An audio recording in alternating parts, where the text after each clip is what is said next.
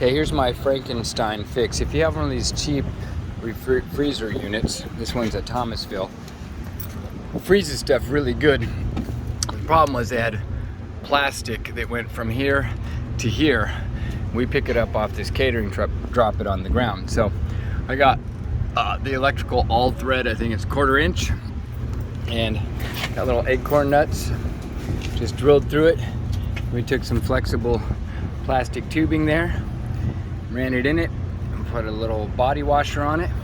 So now that's real strong, and now the shelf works good, and those cheap plastic pieces won't break. Some guys were saying this is only a $250 freezer, but now this $250 freezer will last until the compressor gives up. It's the Frankenstein freezer. Didn't suck in the box. Looks good.